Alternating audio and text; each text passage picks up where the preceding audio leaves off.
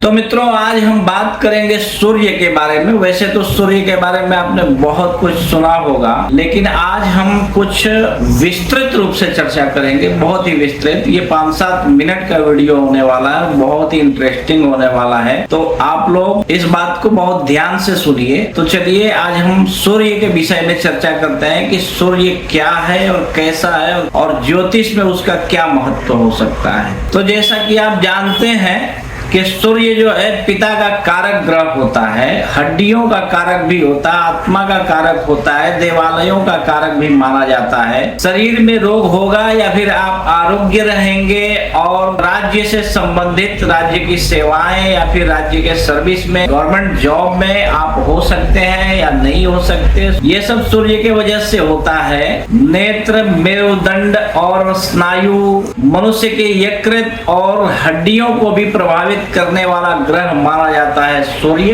इतना ही नहीं, दाहिनी आंख एवं सिर से लेकर पैर तक सभी अंगों को भी प्रभावित करता है यह सूर्य। ज्योतिष में इसका ये महत्व होता है। अगर रोग की बात करें तो सूर्य शरीर में किन किन रोगों का प्रतिनिधित्व करता है, और अगर सूर्य आपका अच्छा है कुंडली में तो निश्चित रूप से ये इस प्रकार के कोई भी रोग आपको नहीं होंगे। और अगर सूर्य अच्छा नहीं है तो निश्चित है कि इनसे संबंधित रोग आपको, अथवा ये रोग जो मैं बताने जा रहा हूं वो हो सकते हैं आपको। तो जैसे पीत में उष्णता, ज्वर होना, मृगी जैसे रोग, मिर्गी जिसको बोला जाता है, वो भी सूर्य के वजह से ही होता है। हृदय रोग, नेत्र व्याधि, चर्म रोग, ये सब सूर्य के वजह से होते हैं। क्षय रोग होना, अतिसार होना या फिर विषैले पदार्थों के सेवन अथवा विष के वजह से आपके शरीर में इंफेक्शन होना, ये सब सूर्य के द्वारा होता या किया जाता है। अग्नि, पित्त एवं पित्त, ज्वर तथा शस्त्राघात आदि ये जो है, ये सब सूर्य इनका प्रतिनिधित्व करता है जन्म कुंडली में। आपकी कुंडली में 1, 4, 5 और 9वीं राशि में अगर सूर्य बैठा हो तो ये विशेष रूप से बलवान माना जाता है, बली माना जाता है। अगर लग्न और दशम में हो तो ये बहुत ही बलवान, बहुत ही परफेक्ट ग्रह माना जाता है। 2, 4, 6, 8 और 12वीं राशि में अगर सूर्य बलवान होकर के भी बैठा हो तो ये निरर्थक माना जाता है, किसी काम का नहीं होता, अर्थात शुभ फल देने के लायक नहीं माना जाता है। अगर आपके पास धन का अभाव हो और ऐसी स्थिति में अगर सूर्य हो तो निश्चित रूप से ये कर्जे को और बढ़ाते ही चला जाता है, कम नहीं करता है। ये कुटुंब का सुख भी नहीं देता है अगर व्यय भाव में बैठा हो तो, और व्यापार में और अधिक धन खर्च करवाता है। चौथी राशि पर या चौथे घर में हो तो निश्चित रूप से ये चिंता को बढ़ाने वाला माना जाता है। छठे भाव में हो तो शत्रुओं से पीड़ा देता है, परंतु यहाँ पर बैठ करके एक बात अवश्य ही देखा गया है, हमारे आचार्यों के द्वारा बताया गया है कि शत्रुओं पर विजय जरूर प्राप्त करता है। अगर 8वीं राशि पर या 8वें भाव में बैठा हो तो शत्रुओं से पीड़ा देता है,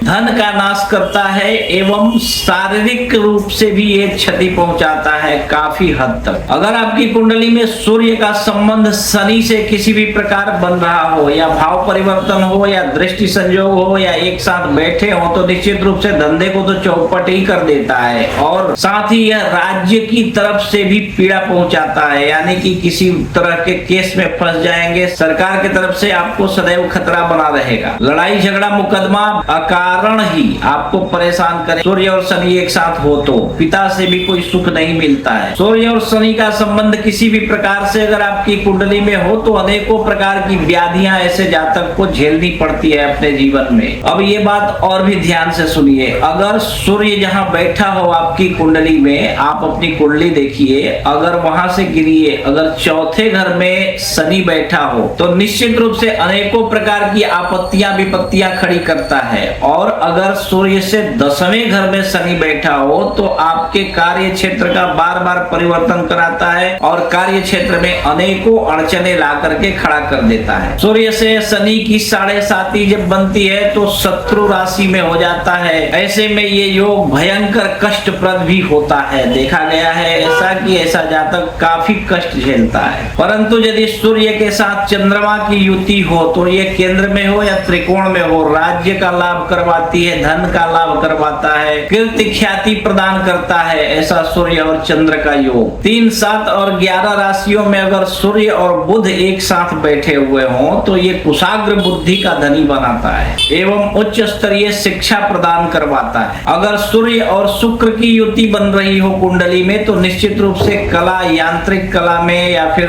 टेक्निकल ज्ञान आपको बहुत ही भरपूर मात्रा में देता है, जिसकी वजह से आप इंजीनियर वगैरह बन सकते हैं अपने लाइफ में। सूर्य और गुरु की युति अगर आपकी कुंडली में बन रही हो किसी भी प्रकार से तो निश्चित रूप से ऐसा माना जाता है, हमारे पूर्वाचार्यों के द्वारा माना गया है कि ऐसा जातक बहुत बड़ा विद्वान होता है, यानी वेल एजुकेटेड जिसको कहा जाता है, काफी योग्यता और अनेकों प्रकार से वो योग्य होता है, विद्या के मामले में धनी होता है। आपकी कुंडली में सूर्य और मंगल अगर एक साथ बैठे हुए हों तो निश्चित रूप से ऐसा जातक आग से संबंधित या फिर इलेक्ट्रिक से संबंधित कार्य को करे तो ऐसे जातक को लाइफ में बहुत सक्सेस मिलता है। परंतु एक बात और है कि अगर यह युति यानी मंगल और सूर्य की युति अगर आपकी कुंडली के 10वें घर में बन रही हो तो निश्चित रूप से ऐसा जातक दीर्घ उद्योगी माना जाता है, यानी कि इसका कार्य क्षेत्र जो है बहुत लंबा होता है, बहुत लंबे समय तक इसको लाभ ही लाभ अपने व्यापार से, अपने धंधे से होने का योग बनता है। सूर्य से 10वें घर में अगर गुरु बैठा हो तो निश्चित रूप से ऐसा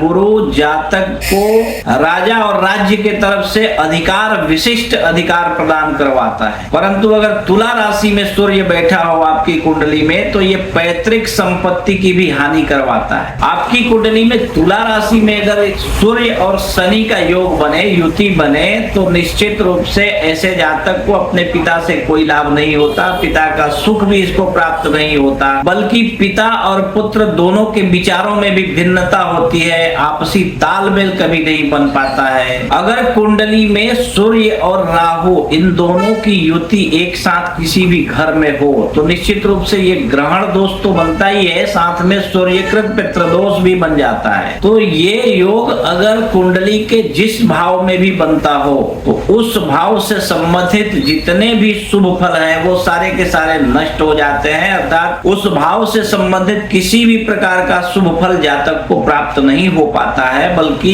यूं कहें कि उस भाव से संबंधित जितने भी फल बतलाए गए हैं वो सारे अशुभ फल उस जातक को प्राप्त होते हैं उसके जीवन में। तो ऐसे में वैदिक यज्ञ कर्म कांड का अनुष्ठान करवाएं, यानी कि सूर्य और राहु या फिर अन्य किसी भी ग्रह के साथ युति हो रही हो या शुभ फल सूर्य के वजह से आपको प्राप्त हो रहा हो तो आप वैदिक अनुष्ठान करवा करके, ग्रह दोष शांति का विधि करवा करके उसकी शांति करवाएं। दूसरा उपाय भी है, व्याघ्र का पालन कर सकते हैं आप, हिरण का भी पालन कर सकते हैं जिसके वजह से सूर्य संतुष्ट होता है आपके जीवन में। एक चकवा पक्षी होता है, उस पक्षी के पालन करने से भी सूर्य संतुष्ट होता है। तो आप इस तरह का उपाय जो है वो कर सकते हैं। आप ग्रह शांति करवाएं तो अच्छे से सारे ग्रहों की स्थितियों को देख करके फिर उसका अनुष्ठान करवाएं, ताकि आपको भविष्य में भी आने वाले अन्य ग्रहों की भी युति या उस ग्रह से मिलने वाले अशुभ फल आपको न प्राप्त हो। ठीक है, और भी विस्तृत जानकारी के लिए आप किसी श्रेष्ठ विद्वान ज्योतिषी से संपर्क करें। अगर कोई ना मिले तो आप हमें संपर्क कर सकते हैं, हम आपकी कुंडली देख करके विधि पूर्वक आपको समझा करके बता देंगे।